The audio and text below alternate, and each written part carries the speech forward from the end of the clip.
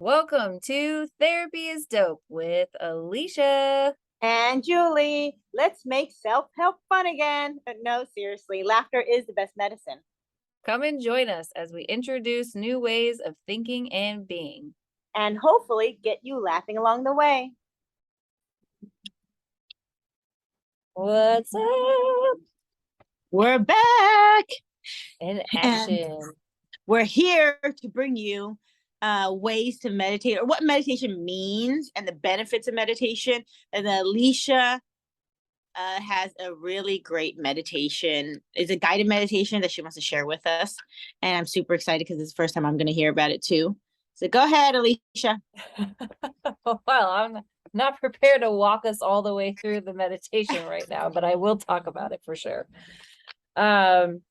I think the first thing is a client of mine, we were talking about spiritual things today, and she was saying that being raised Protestant Christian, she felt like doing anything outside of the church was evil. And that's how I was raised as well. And so meditation and yoga were like, you know, basically like, what is it, Hindu practices. And that was like not, it should had no place in a Christian's life. So for me, I had to go on a whole journey to learn about meditation and what it was and all of those things before, because I had been raised that like all of that stuff was like religious and you needed to stay away from it essentially. So I think meditation has become popular enough that a lot of people don't look at it that way anymore, but I know that the belief still exists based on the conversation I had with my client today. So, but what I have told people is that I think that meditation could be called practicing mind control, because that's really what it is. We are learning to sit back and pay attention to our own mind and pay attention to what goes on, and then start to practice trying to control it. So you can think of it as like, let's say you're a little kid and you're out on a basketball court and you're trying to shoot baskets. And your goal obviously is to get baskets. But let's say you get distracted by a cat that comes along, or like you find something shiny on the court, or some other person comes onto the court. You're going to get distracted. Now, if you're really dedicated to your basketball practice, you're going to bring yourself back to trying to shoot the baskets again. And that's exactly what meditation is. So you're observing your mind and you're going to get distracted by things that are going on in your mind. And you go down what I call like the little rabbit holes, and you follow the thought a little too far. And then you catch yourself doing that. And you're like, oh, wait, I'm here to play basketball. And you focus back on your meditation. But doing that is teaching you that you can control your thoughts.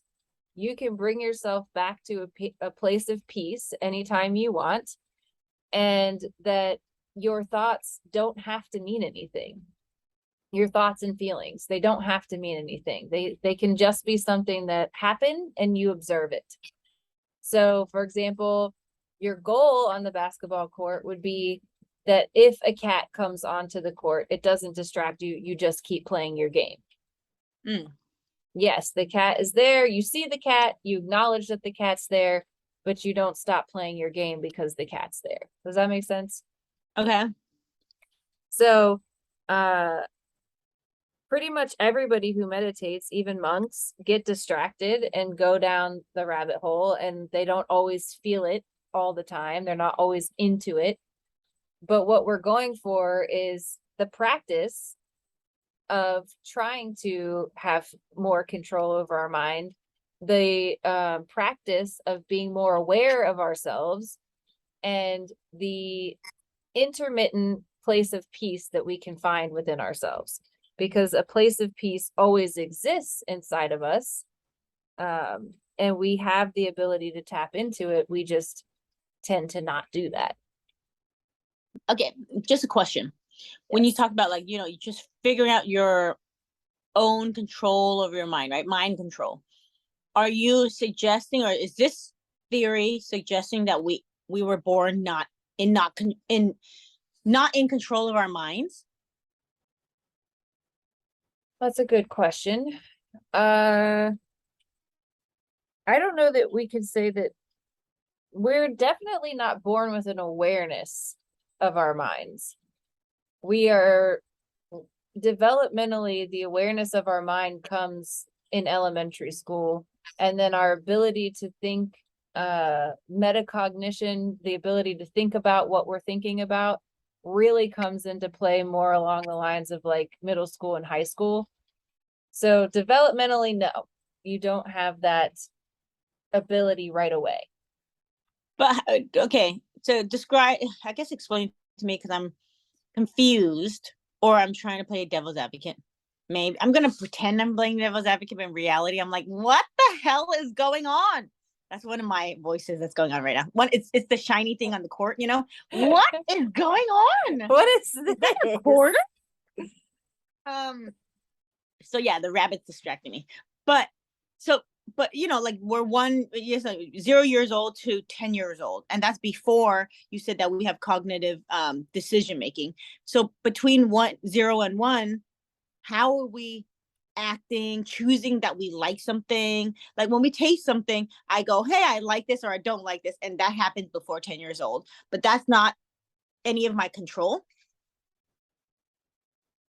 Well, meditation isn't going to have anything to do with your taste buds. So, there's still physiological sensations that you do have awareness of as a little kid, and I think that's what you're learning. I mean, as little kids, our neurons are firing so fast, and our cells are recovering or replicating at an incredible speed. So you're absorbing so much as little kids. And like the first thing, usually like kids become aware that they can move. And then they become aware of like your face, but they don't know the difference between your face and their face. So there's like a whole developmental process that we go through as far as awareness, and like walking is a whole new awareness, and like learning how to walk and learning how your body works and learning how your movements work and gaining muscle control. All of that stuff is stuff that you're developing and growing in your younger years. And the more complicated things like your thoughts and your feelings and being able to talk about those and being able to understand them, they come later. Like I think we've talked about the fact that my 7-year-old is in therapy, and we're trying to help her understand that she doesn't have to believe everything she thinks. And we're trying to help her understand that she has control over her emotions, because that isn't something that you think at 7 years old. That isn't So something that you're where do these thoughts come from? You know, like the 7-year-old says like, and she throws a tantrum, whatever, and she's thinking the world's gonna end. I need that lollipop, or the world's gonna end. Where do those thoughts come from then? It comes from an unaware part of your brain. I guess that's a good question. We have automated systems in place already as humans. Like, they say that our temperament is 40% of our personality, and you're born with your temperament. So you're already born like either, just for an example, some people are super chill and they're already just like that from the time they're babies. And that's a big part of who they are. So for them, is it a big deal if they don't get the lollipop? Probably not. And then there's other people that are born a little bit more anxious, right? And they have a little bit more of an anxious personality. And that person might think it's the end of the world if they don't have their lollipop. So there's definitely some automation that we are born with. And then of course through nature and nurture, they say that our unconscious mind or subconscious mind is programmed by the time that we're 7. I think we've talked about that. So through biology and nurture, by 7, we definitely have some automatic systems already in place. Mm. I kind of feel like we have automated systems in place before that, just watching my children, but I am no developmental expert, so don't take my word for it. Have your own kids, see for yourself. Here you go. No, I was a very curious kid, but it translated to a bad kid at that time because I needed to know how things work, so I would break everything apart, and I would want to know how textured work or like a pair of scissors work. How do you work? So I would find things to cut. I cut like the mattress cover and stuff like that. I've done that. Or I needed to know like my mom said I would always like be curious where the drawer, like the wheels of the drawer. So I'd take the whole drawer out, pull out all the clothes, sit inside of it, look around in the corners and whatever. So I was super curious. But like if you think about it, you go home, a long day of work, and your kid has throws all the clothes out of the drawers, cuts the linen, and you're like, Jesus, what are you doing? You know what I mean? So you're like screaming at this kid, but the kid truly is just curious. And I am and as an adult, that temperament has followed. I'm very curious because I need to know what everything is different race men, like, ooh, how does this one work? to to like how even like little gadgets, like how does this work? Like mechanically, where are the wheels on this thing? Oh, it works like that. Okay, that makes sense. And then I needed like it needs to make sense to me for me to like believe it and go into it. But when it comes to those thoughts, I didn't start there. I didn't start meditation until probably like 8 years ago. And before that, what was I running on? What were the thoughts coming from? Yeah, what was I running on? How was I living without Well, meditation? usually, yeah, like your own automatic way of being, and also the things that you were taught. That's what you're running on. Mm, So you have your experiences, you have the things that you were taught, and you have your automatic way of being. Those three things is what you were running on. And I am of the belief that the majority of the population doesn't question beyond that.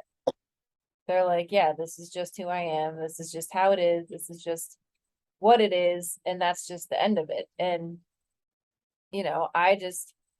I don't think that's all there is. I think there's so much more. And I think we're capable of so much more. And I think none of us understand our full potential.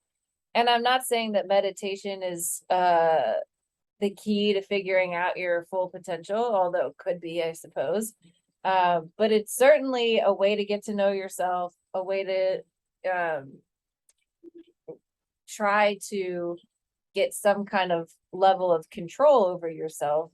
And it's also a way to relax, which is something that our culture doesn't necessarily emphasize. And I think a lot of people think of meditation as relaxation, like, oh, that's what it's for. It's just for relaxation. But to me, that's not even its biggest purpose.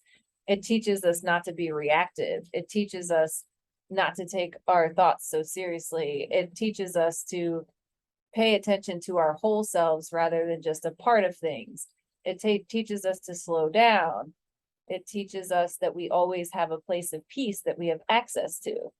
Um, and I think that that's how we're meant to live. Like, I feel like if there was like a top level that you're trying to reach in this video game of life, then mm-hmm. it's like that place of peace, like living in that. And some people say that they do live in it. I haven't quite made it there yet, but I think that's like the ultimate goal, kind of like to But do you? transcend everything and just live in a place of peace. But it. I also feel like it may be peace or whatnot. Could also be a state of mind, just like happiness. I feel like so it's hard to say that that's where I need to be. So then once you get there, is there's like or it's unrealistic because things change throughout your life, throughout your day, throughout your hour, the hour of your life, that could mess that up. So you can't chase a state of being, or is that different? because you can't be like, I have to be happy every day, but there's going to be things that are not great, you know what I mean, that happen. Let's say you get in a car accident. Let's say, like things that happen. You can't be like, oh, fantastic, a car accident. Yeah, insurance premium. Let's go, baby. Like, and you can't beat yourself up for not being happy about that. No, I don't, but see, that's part of meditation too, is not as being non-judgmental of yourself. No matter what comes up for you during your meditation, no matter how difficult your meditation is, you don't judge yourself. Instead, you thank yourself for trying. Just like in a yoga class, they don't say like, "Oh my God, I can't believe your downward dog. You couldn't straighten your legs all the way." Instead, they're like, Watch "Thank your me down. body for what you did today." What'd you say? So you're watching me do my terrible downward dog. I might I feel like I'm flexible in certain positions, but downward dog for some reason it's like, fuck, why is this so easy to people? It really, like, having your straight back and straight legs is really hard. Yeah. Yeah. So part of the meditative practice is also practicing being non-judgmental with yourself. So certainly no, we don't want to judge ourselves for having any emotions. And yes, according to the Buddhist belief, all of everything in life is temporary, including an emotional state. But I guess what I'm referring to is that some spiritual gurus say that they don't ever get stressed. They live in a constant state of peace because they know that everything that's happening in life is just stuff that's happening, and it doesn't make or break a person. It doesn't they just transcend every circumstance. So like even if you get in a car accident, you can remain calm, you can get through it. It's not going to ruin your life. And is it inconvenient? Sure, but inconvenience doesn't kill us, Then they kind of like always keep that bigger perspective so that they're not ever getting caught up in being ruled by their emotions, essentially. Okay. Going back, like, I guess happiness is an emotion, peace is a state of mind. Yeah, I think that peace can be an emotion too, which if you practice meditation and you find that place of peace, then you really probably only experience that peace when you meditate, or mostly when you meditate. Um, but from what I'm told, you can increase the amount of peace in your life when you increase this practice. So the practice is a discipline that's teaching you a whole lot of things about how to operate in life. And kids actually can meditate. It's just different for them. So they're using their imagination more. So one of my very favorite meditations, regardless of the fact that it's for kids, is one where you imagine yourself in a treehouse, and your treehouse has whatever you want in there. And so me and the girls will talk about like, well, what's in your treehouse? And sometimes there's like a room with puppies, and sometimes there's a room with Uh, kittens, and sometimes there's a room with like squishy seats and bean bags or whatever everywhere. And Liliana will have like a trampoline room, and whatever you want in your treehouse you can have. And so whatever you're feeling in that moment, you can have it there. And they say like you can have flowers like growing on the wall if you want, like whatever. You're using your imagination, you make it your peaceful zen place. And then when you go into your meditative practice, that's where you're going into the place where you most want to be. So what else do you have to feel except for happiness and peace? Like you're in your best space.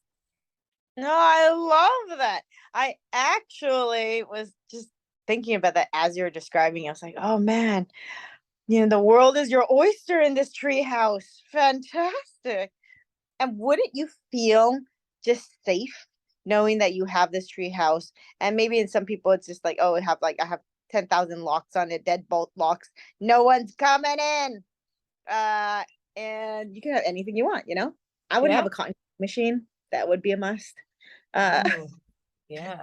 You but could have like a diamond crusted room. You know what I mean? You could have anything in there. Yeah, that would be so spiky, no? The diamond Yeah, crusted. probably. I don't know that it would be comfortable, but it would be pretty. Yeah, yeah. We not talking about comfort here, Julie. Oh, okay. Maybe we put like a layer of plexiglass over it so that no Oh, one's smart. getting like Okay. you see how we can Smart. use our imagination and make it whatever we want. And also, I do want to emphasize my three favorite letters in this podcast. It's free, people. Yes. Well, and that's the thing too, like so the gurus say that they meditate for like 4 hours a day or something like that, right? Which is like cool. I don't know how you have time for that, but whatever.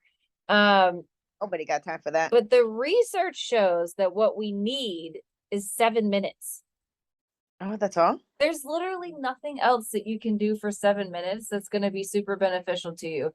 I mean, I think they do have like 5 minute ab videos, but I mean, I don't know how effective they are. I haven't done one.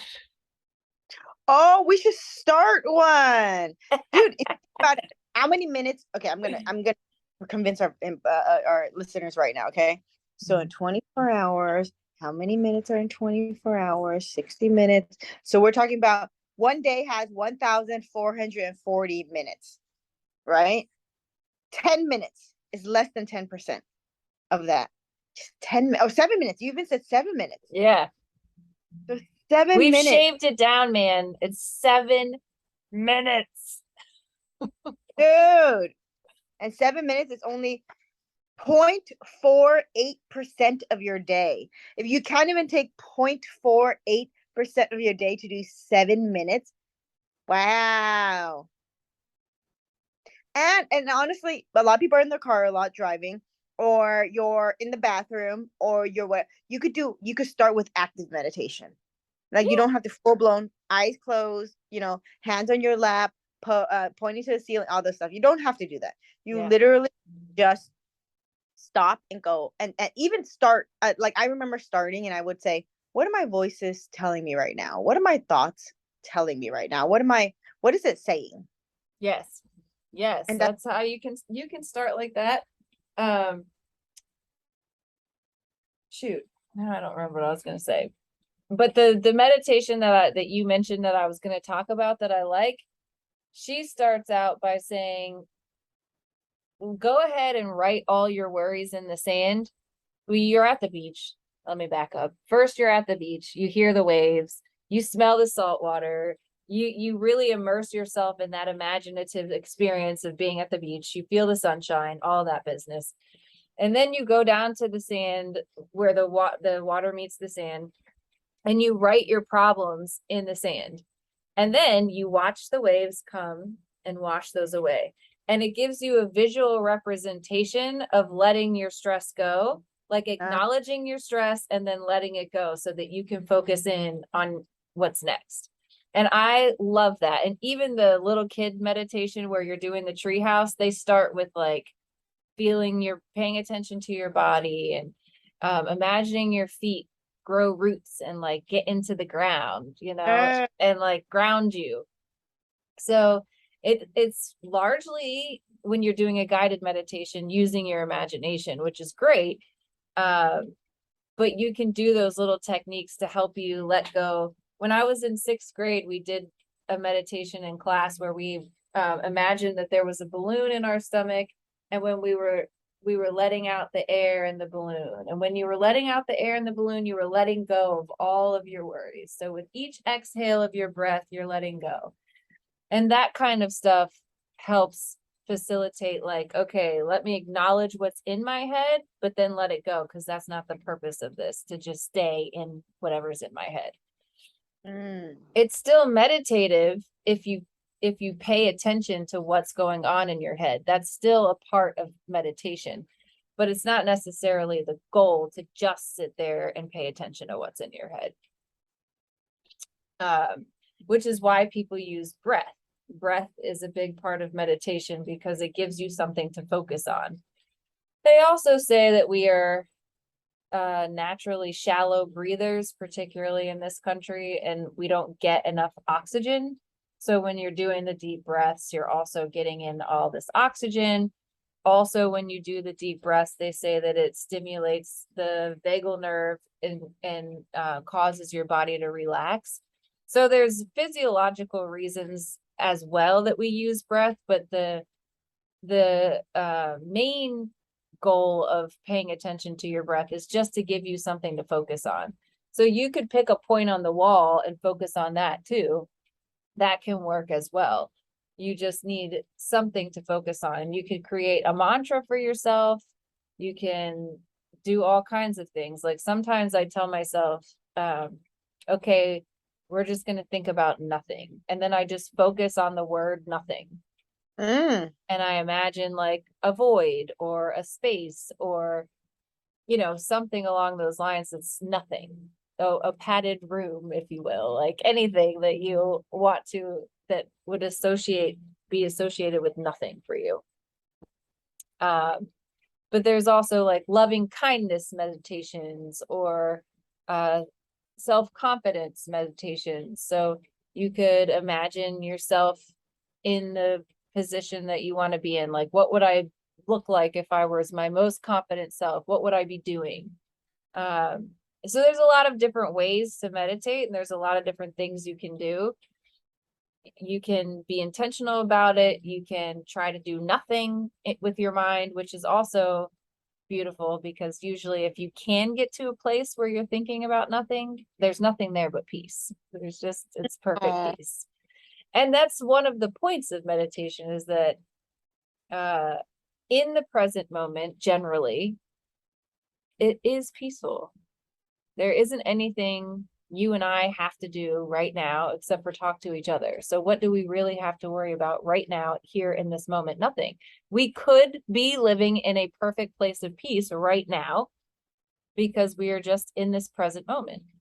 So that's another thing that meditation's trying to teach us. I told you I could talk about this a lot. I love it. No, I really love it. And as you're speaking, I'm like, shallow breath. I'm like trying to breathe super deeply right now. And I'm like, man, I'm getting tired. This is great. And I've heard about the vagal nerve multiple times, and Mel Robbins talked about it maybe a few months ago. And she says she takes a bath every night because when you warm it up, or I don't know, something that connecting to, because that nerve relaxes your body. That's the one that I think triggers cortisol and like the fight and flight response. But if you calm it down, it calms down your entire nervous system. Yes. And they do it either through heat or they do it through I guess breathing, what you just mentioned, and I had no idea. I didn't know. Yeah.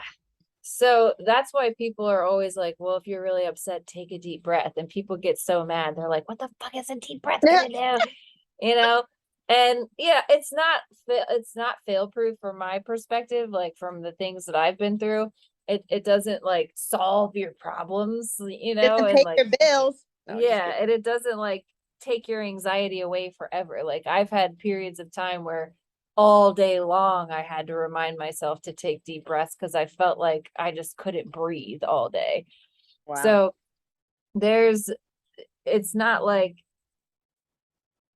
it's just that simple. Like, you just take deep breaths and you'll be fine. You'll never have fear again in your life. It's not like that. But we do know there's physiological reasons and there's also psychological reasons that we use breath in meditation.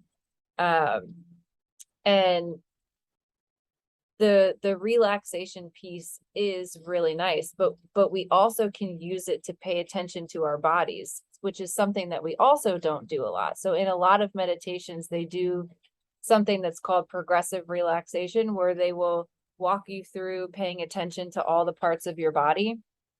And when you do, they say, like, pay attention to, let's say, your feet. We'll start with your feet, and you're going to just like relax your feet consciously, like let go, let your feet just hang there, let your feet relax, and notice any pain that you might have in your feet and just let that go.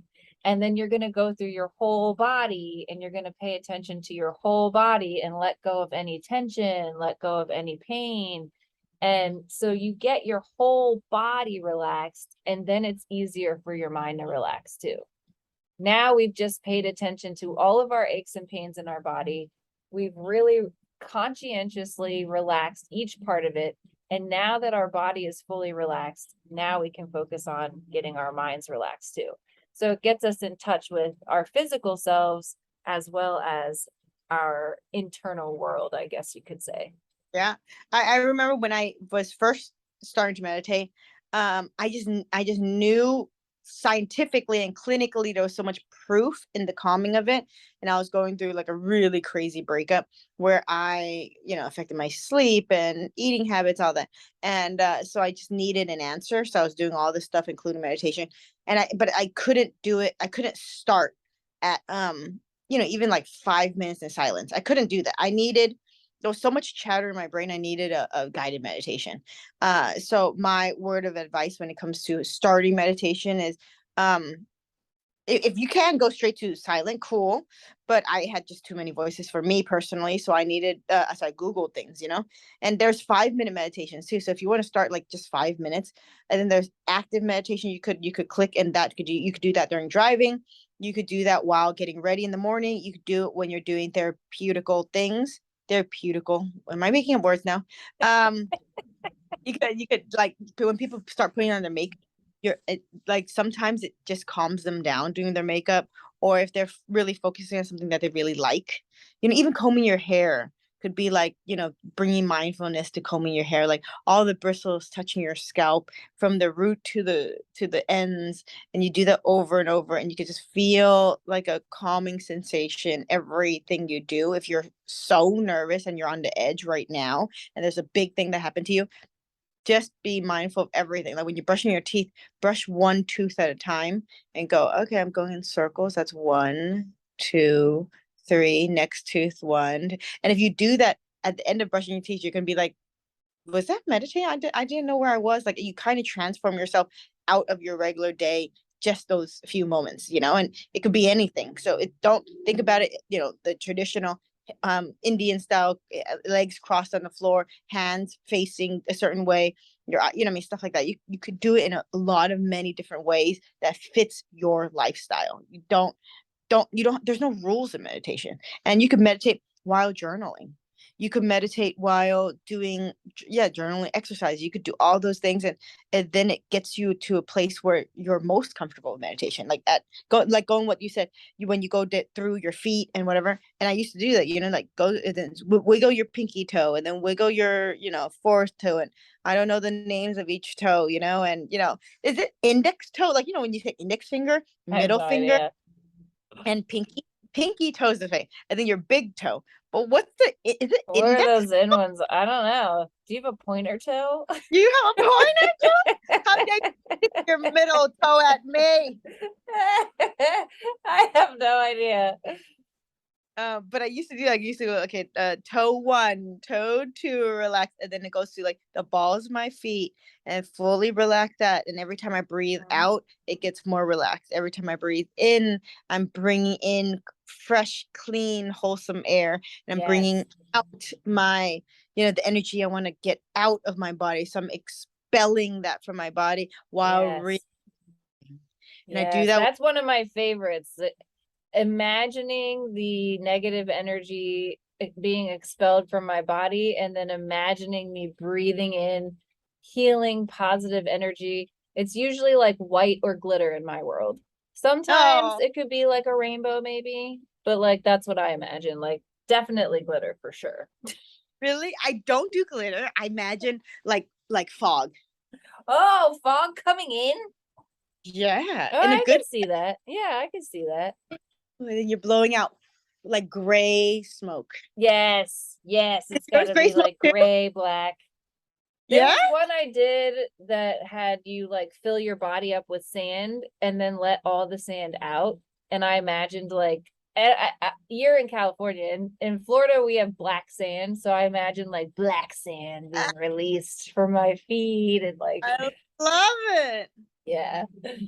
But when you do when you're doing breathing one, really, are you like expelling like gray clouds? That's yeah, how I do think about that. Really? Absolutely. Yeah, I do. that. Yeah.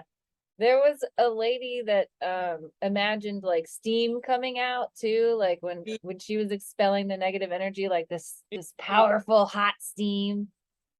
I love it. Yes. Yeah. And I Crazy. think that I mean for me I have a very vivid imagination. So for me it's always best to imagine something when I'm meditating. Like even if I'm trying to get to a nothing space, one of my nothing spaces is this pool that I invented in my head that's in a jungle. And of course, there's nothing dangerous in this jungle. It's just this beautiful blue pool. And I'm just floating on a floaty in this pool. And it's amazing. There's birds chirping and like it's wonderful.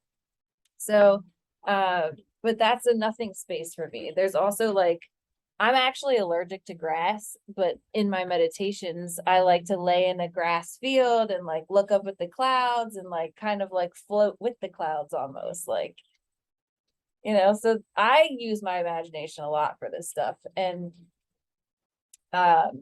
like you said, you can also do it like silent. You can do it where you're just focusing on your breath. You could do it where you're just focusing on music. One of my clients didn't like people talking. It distracted her. So she liked to just like feel and hear the music and she would focus really hard on that. Oh, You can also, that's great. yeah. And you were saying when you're driving, that's a perfect time to put on affirmations and try to be really mindful about every affirmation that you're saying. That's a form of meditation too. You are focusing your mind on something positive in that moment and being intentional to control yourself to think just about that. Oh my God. Actually, can I clarify something? So I really love my work. And when I do something, I really focus on it because I want it to better what I do and who I am. Am I meditating when I'm actually doing a project that I really like? I'm focusing on it really hard. That could be it. That I would call flow, Flow. which is a type of meditation. It is a type of meditation when you get into the flow of something and Mm. you're so in it that you don't realize how long you've been doing it. That is a state of flow. Like you were saying, if you're journaling and you're getting so into it that you don't realize you've just written like 10 pages and you're like, holy shit, where did all this come from? That is a state of flow. And when you're in a state of flow, it is a meditative state. Wow. I think I'm in it all the time. I actually do that. Probably I'm in flow at some point in my days, maybe 5 days a week. That's awesome. Yeah, like That's ideal. I'll be like, what did I just do that? Did I just look at this report for like 2 hours? My God. But I'm not even tired. I'm just like, oh wow, I have so many ideas. I have so many There's ideas. getting to the science stuff again. There's brain waves that you're trying to get to. And I think they call it now I'm gonna mess it up. Let me not mess it up. I don't know which brain waves it is. I'm not gonna say that I do. I read something the other day and I swear they said alpha brainwaves, but now I'm questioning myself because I know that when you do hypnosis, you're going for theta brainwaves. And theta brainwaves are when you're more likely to be like in a state of flow. And also like right before you go to sleep and right when you wake up in the morning, those are also like really vulnerable times where you can have access to your unconscious mind. So they suggest that if you're going to do meditative practices that you do them in those time frames. Not that you can't do it anytime during the day, but it's easier to do it when you're in those relaxed states already. Mm. Mm. Good to know. Oh, I like it. I love this. We were talking about my business earlier before we got on the phone, and the reason that I got expanded the services that we offer is because I wanted people to be able to get into a state of meditation without having to put in effort, because despite the fact that we have shaved meditation down to literally 7 minutes a day, and despite the fact that it can be fun and you can use your imagination and all of that stuff, people just don't do it. They just don't do it. And I've talked about it for 15 years, and I can tell you probably like 2 of my clients do it on a regular basis out of like the thousands of people I've met. So when you do a massage, for example, which is one of the services that we have, it naturally relaxes your body, and usually your mind follows. So usually when you're getting a massage, by the end of it, you're in this like super relaxed state. That is being in a meditative state. You have just relaxed your entire body, and now your mind is also relaxed. That's what I'm going for. The float tank, you get into the float tank, the magnesium and the salt is relaxing your entire body. Once your body is nice and relaxed, your mind starts to relax as well. And a lot of times when people start meditation, they fall asleep. And that's okay. All the experts say, if you fall asleep, then that's what your body needed. So that's okay if that's what happens. But what happens, and this is what's so sad, is that we are so busy and we are so rushing around all the time, and we're always so exhausted that the minute we slow down, we fall asleep. No, I know it's true. It's so sad, but it is true. So it's okay if you fall asleep. The goal usually is to stay awake during your meditation, but if you fall asleep, then that's what your body needed in that moment, because again, we're not judging ourselves for anything that's happening. Any emotions that come up, any thoughts that come up, anything that happens is this is a non-judgmental zone. It's also teaching us to not be judgmental of ourselves, which is also not natural in us.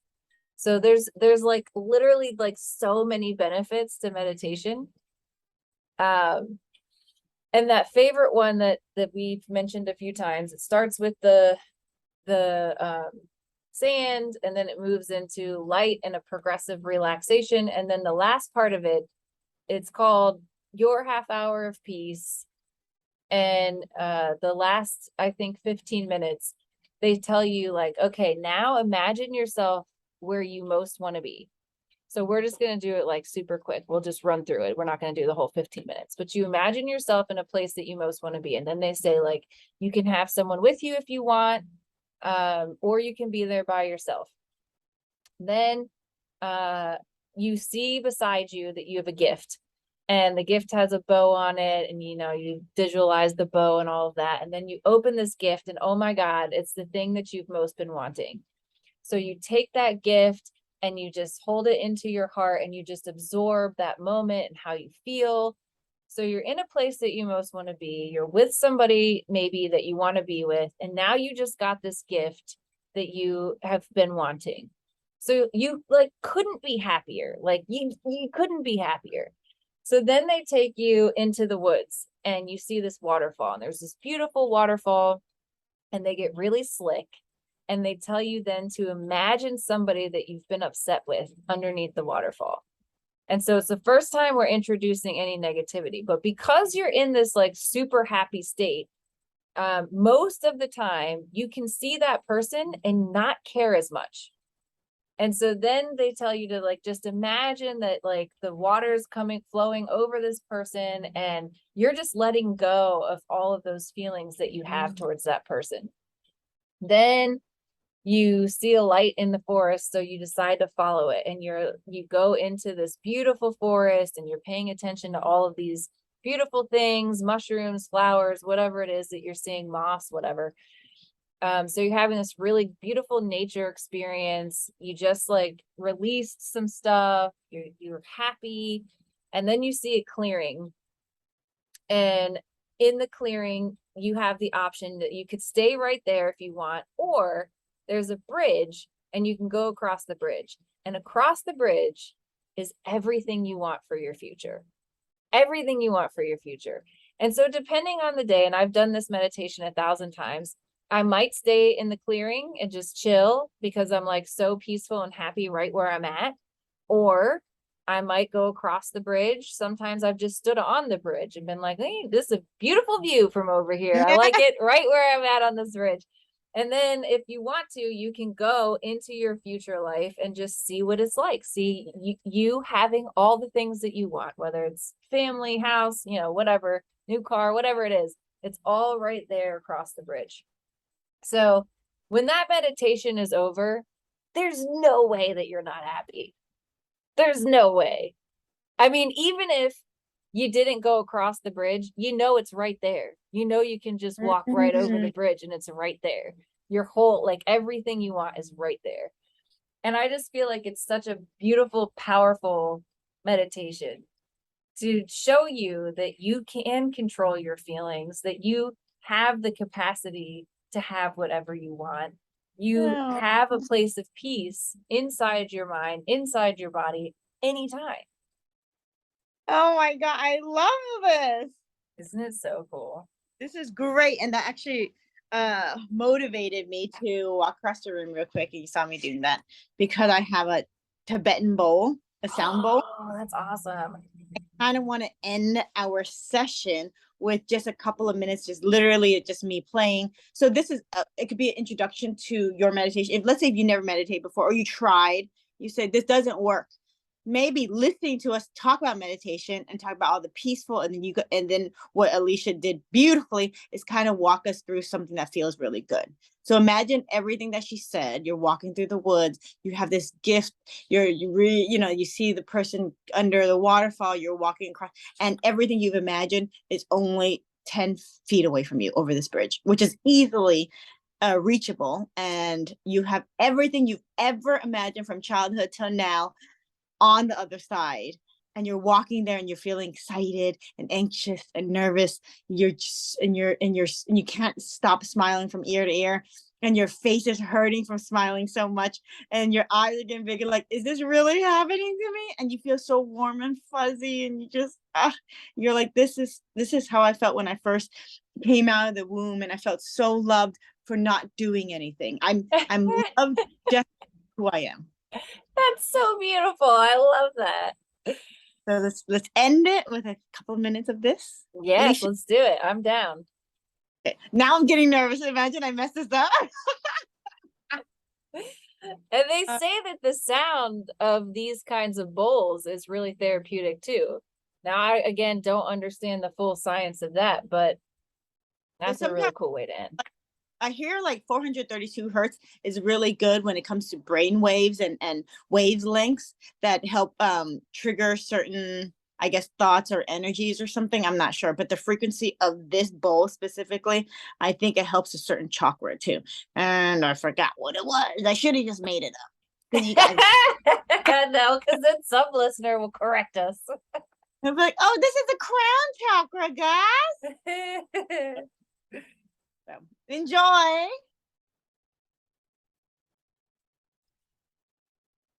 Oh, I can't hear it. Oh, you can't? No. Hold on. Maybe I could do it like this. Okay, let's do it again. Okay. Dang it, Julie. Can't hear it. Oh man. You can hear my voice, but you can't hear that, huh? Yeah. I We wonder need if it to have its own microphone. yeah. All right. Well, we tried. Now you can hear it all? No. Wow, it's really clearing out. Okay. And it's just dang it. Guys, but it's basically a little tiny metal bowl that I ordered from Amazon, and it comes with a wooden peg, and you just hit the side and you kind of it's remember when we're kids and we pour water into wine glasses and you kind of Oh, yeah. run your finger around the rim and then it makes that little noise. That's basically what this Tibetan bowl does. Yeah, that's what they use in the sound baths. When they do a sound bath, they do those bowls. And yeah, like I said, I don't know the science behind it all, but it's supposed to be super meditative and good for you. Yeah. So I highly recommend it, guys. And if you just want to, like play around with one, literally they're as cheap as like I think $10 or something. Mhm. And I leave it on my nightstand because randomly, if I want to pick it up and bring one, it's kind of cool on days that like you're just feeling really anxious or you go into bed and you can't go to sleep. I just play with this for a little bit. And it just helps me go to sleep. I swear, I think it really has to do with like the hertz and the sound waves that the frequency that's at some kind of clearing. Love it. Yeah. All right, guys. Well, hopefully you got something good from today and learned a little something, and we'll see you next time. Bye.